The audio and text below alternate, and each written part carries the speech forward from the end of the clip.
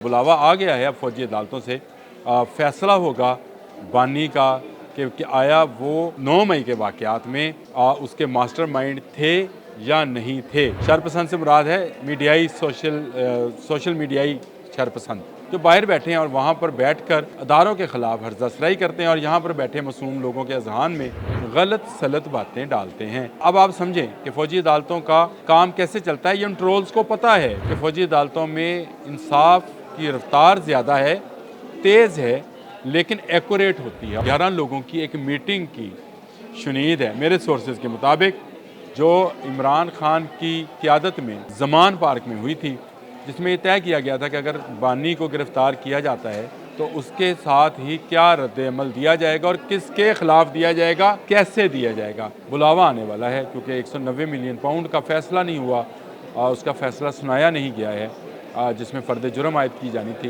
ये फ़ैसला आ जाएगा कि आएँ जी, अब आपको फ़ौजी अदालत लिए चलते हैं ताकि बाकी की बराह रास्त नशरियात आप जो हैं वहाँ से मुलाहिज़ा फरमाएँ वो कड़ी जहाँ से बानी की गिरफ्त होनी है और उनको बुलाया जाना है, उसकी वो मुकम्मल कर ली गई है। तमाम सबूत इकट्ठे हैं। फैज़ हमीद अपने हिस्से के सबूत जो हैं वो जमा करा चुके हैं। बिस्मिल्लाहिर्रहमानिर्रहीम, अस्सलाम वालेकुम। बोलते कालम के साथ मैं आमिर रज़ा खान और एक गाना है, चलो बुलावा आया है माता ने बुलाया है, और ये हिंदुओं का गाना है, लेकिन यहाँ पर माता ने नहीं, पिता ने बुलाया है। पिता यानी कि बाप ने बुलाया है। चलो बुलावा आया है। बुलावा कहाँ से आया है और किसको आया है ये आप भी जानते हैं। फ़ौजी अदालतों की तरफ से बुलावा है और आना किसको था, बानी को। और 25 लोगों को जो सज़ा हुई है फ़ौजी अदालतों से, ये वही मामला है बुलावे वाला कि उसको बुलावा आ गया है अब फ़ौजी अदालतों से फैसला होगा बानी का कि आया वो 9 मई के वाक़यात में उसके मास्टरमाइंड थे या नहीं थे।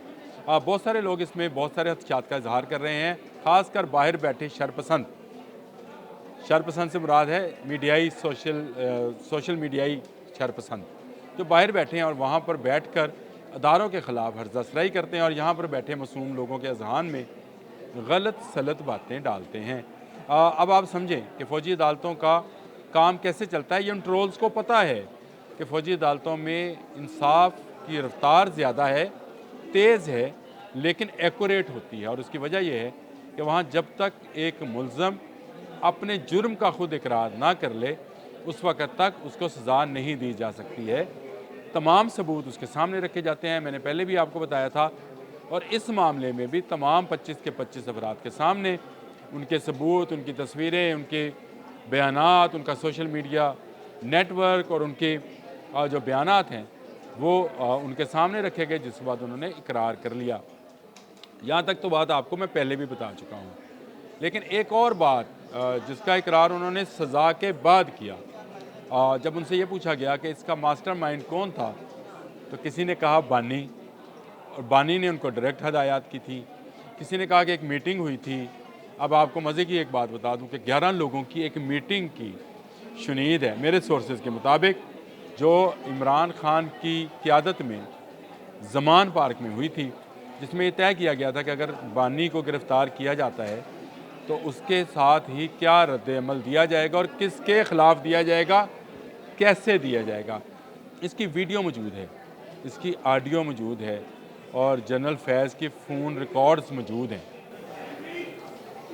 जी हाँ, ये सारी चीज़ें मौजूद हैं और इसकी मौजूदगी में इसको डिनाई करना जो है किसी के लिए भी, और इवन बानी के लिए भी जो है मुश्किल हो जाएगा। जिस तरह से ये 25 मुल्ज़मान अपने तमाम किए किराए पर पानी नहीं फेर सके, नज़र आ गया, सामने आ गया, और इसी तरह इनके भी जो है किया किराया जितना भी है वो सामने रखा जाएगा और उसके बाद सज़ा के अमल का आगाज़ किया जाएगा।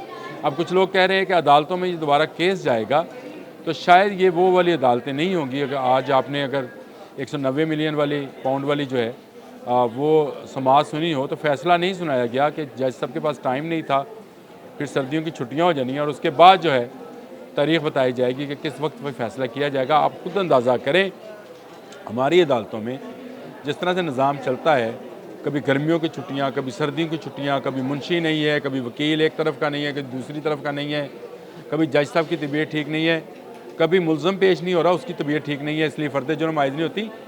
ये सारे मामलात हमारी अदालतों में हैं, वो भी अदालतें हमारी हैं जिनको हम फ़ौजी अदालतें कहते हैं, लेकिन वहाँ कानून जो है वो सूरत के साथ जो है अमल पजीर होता है और उसमें गवाहान, उसमें मुलज़म, उसमें वकला सबको अपने अपने दलाइल देने की, लेकिन वहाँ पर जज छुट्टी पे नहीं जाते हैं, वहाँ पर मुंशी छुट्टी पे नहीं जाता है, वहाँ पर वकील की तबीयत ख़राब नहीं होती है, वहाँ पर मुलज़म ये नहीं कह सकता कि उसने पेश नहीं होना, मेरी तरफ से लिख कर दे दो कि मेरी तबीयत ठीक नहीं है, और जाली सर्टिफिकेट्स वहाँ पे नहीं चलते हैं। तो इसलिए वहाँ पर फ़ैसला भी जल्द से जल्द जो है वो सामने आ जाता है।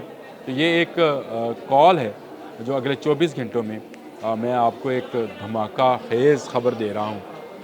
धमाका समझते हैं ना जी, धमाका खेज़ खबर है अगले 24 घंटों में, 24 नहीं तो 25 हो 26 हो जाएंगे। अब मेरे पकड़ ना लीजिएगा गिरबान से कि भाई हम तुमने तो 24 घंटे कहा था।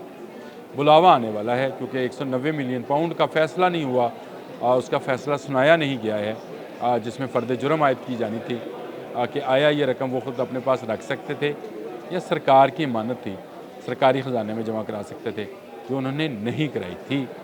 इसका फ़ैसला आ जाएगा अगले 24 घंटों में और उसके फ़ौरी बाद जो दूसरी चीज़ है, इसका फ़ैसला नहीं आएगा 24 घंटे में, इसका फ़ैसला छुट्टियों के बाद में चला गया। ये फ़ैसला आ जाएगा कि आएँ जी, अब आपको फ़ौजी अदालत लिए चलते हैं ताकि बाकी की बराह रास्त नशरियात आप जो हैं वहाँ से मुलाहिज़ा फरमाएँ।